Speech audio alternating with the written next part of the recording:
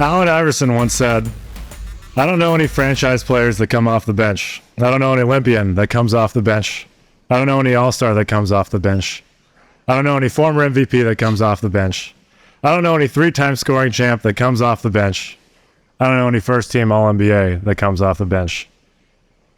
I don't either, but I do know a good friend, Malcolm Brogdon. Welcome to the show. Thank you for having me. Yeah, no, it's great to have you. We're really excited. This is View From The Rafters. I'm Luke Kornet. I'm taking over. This is the first time we're doing it. Probably last as well, but... All right, so Malcolm, you're among the top candidates for... Oh, boy, I love you. Oh, goodness gracious. You're among the top candidates for Six Man of the Year award. Why do you think you deserve it more than our fans?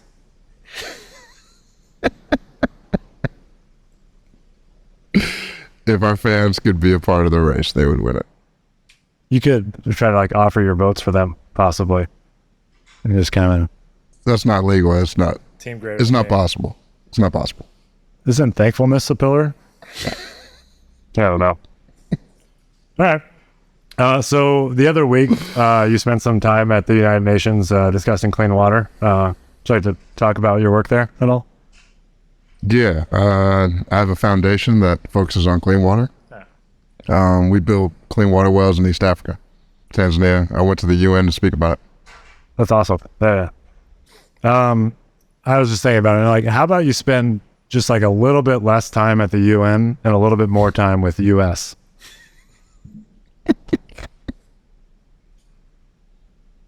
We missed you. Next question. I think you're gone for quite a while. It's felt like. You're only a day. Only a day. The days are long. So obviously, from your time at Virginia and on, you've had the nickname as the president due to your striking resemblance to number 44, President Barack Obama. Your voice, your look, all that stuff. I'm sure you're familiar with this. Are you familiar with that? Yeah.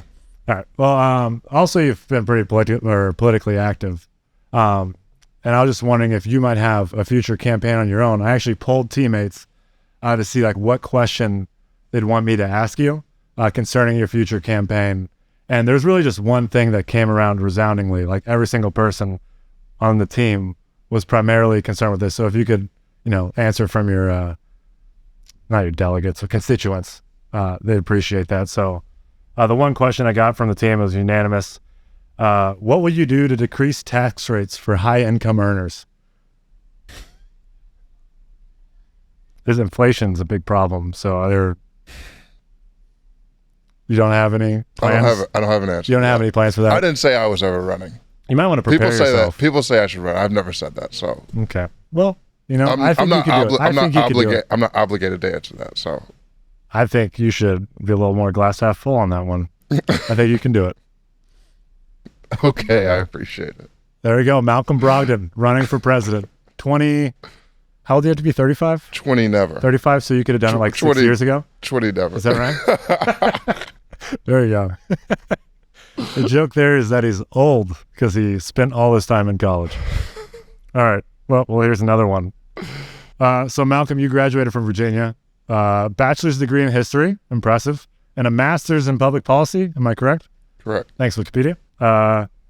From the prestigious Batten School of Leadership and Public Policy. You think you're better than me?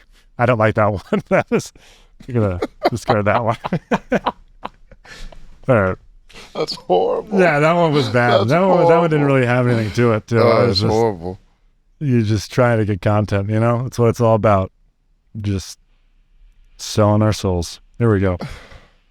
Oh, here we go. In preparation for this interview, I read Intangible, the story about Virginia basketball's rise, during the Coach Bennett era.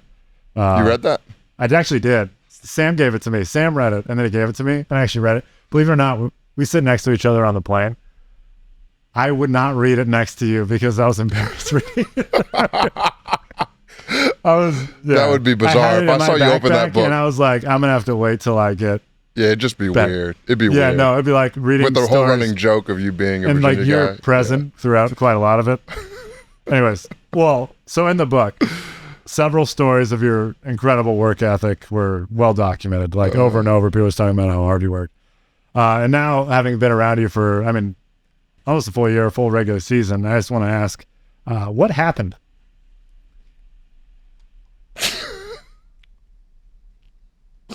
What do you mean? In what context are you asking? I'm saying because a lot of people were talking about you having this incredible work ethic. Now I see you around. I mean, you're hardly present. When you are, you're like, I don't see you on the training table. I don't see you in the weight room. I don't see you on the court getting your shots up. Never? You've never seen me? Well, I show up at the start of practice and I'm out first thing, so I don't really see you doing any of those things. I just see you at practice, and that's all I see. So if you're not showing up before or This staying isn't about after, me. how do I'm you... interviewing you, Malcolm. The questions are, it's a one-way street here. That's fair. I So- am showing up. I am getting my work. Okay. Well, I'll have to take your word for it. So, you know, you had a very distinguished collegiate basketball career at Virginia. It's well documented, awards, all this kind of stuff, you know. And you played for the legendary national champion and Imagine Future Hall of Famer, Tony Bennett, Coach Tony Bennett. I don't know if you remember this, but your senior year, my junior year, we scrimmaged each other at Vanderbilt. I probably remember you more than you remember me. Is that fair to say? I remember you. Oh, wow. Shucks. All right. Well, yeah, I was just wondering concerning that scrimmage and all thing. Like, did Coach Bennett say anything about me? No, actually, not a word. Not a word. Like, not even I know like you- in passing? I know you think you're a Virginia guy. You're not. Well, who what? Yeah. If I get a grad degree from there, am I a Virginia guy? Technically, what do I have you're to a do? who. I'm a double who because I got two. You're a double who. You're a who. I'm a That's what they who-who. call. That's what they call people who have 2 degrees. A who. No, a double who, not a who. Okay. Yeah. So, all right. Well, maybe one day I'll meet him. All right. So now it's time to. This is what we all came here for, and you know, so it's been well documented for Malcolm throughout this year. He's a top candidate for a very prestigious NBA regular season award. I mean, it's no like people have been talking about it all year, and I bet you're wondering also like why we were so adamant about having you on, and like I know you didn't really want to do it, but it was like, no, we need to get him here. We need to get him here. We get him. Well, I really can't believe the powers that be allowed like this to be the time and place for it. But it's how they decided to go. So it is without much further ado that I would like to award you, Malcolm Brogdon, with the 2022-2023 Boston Celtics Training Room Trivia 3rd Place Award. So here's the award. 3rd Place Award. We do pregame trivia every day and on the road games with 90 minutes on the clock. And Malcolm this year battled through thick and thin, no matter what happened. Like I say, he showed up every single day, and he really gave his best. And yeah, 3rd place is something really to be proud of. It's signed by the leader Paul West of the Trivia Commission, and I just wanted to award that for you. And it also comes with a little bag of Monster Trail Mix. I made a stop at Target the other day. Malcolm is a very disciplined eater, but we've shared a bond about secretly gorging on Monster Trail Mix because it feels like trail mix, which is a good snack, but frankly, it's dessert. So here's your reward. I'm not taking the award. You cheated. You cheated This all. is blood money. If you you cheated. take the No, trail mix listen. and you don't take the award. No, listen. You cheated all year long to get that. It's not cheating. To get the first, because you're Would you like to say first. why Are you I first? cheated? Are you first? What? Are you first? Oh, am I? I haven't checked I just was here If to you- present this for you. Did you win? I mean, I was winning for most of the year, and so unless something happened in the last game, remember I was thinking about taking it off. I'm not taking that. I Just was because gonna you make take a the sheet last of game paper off with to my rest for the name on playoffs. it and it says third place, I'm not taking it. That's not very gracious of you. That's I'm a pillar. not taking it. No, I don't think gratitude is a pillar. Well, I guess maybe I'll frame it, and then it'll be a little more sure to do it. Also, I didn't cheat, but that's neither here nor there. I played by the rules of the game. You guys did not like it, but the results speak for themselves. So, yeah, that's about it. A lot of fun we had here. Malcolm Brogdon, I got to say, it's a pleasure having you on. You're the very first guest.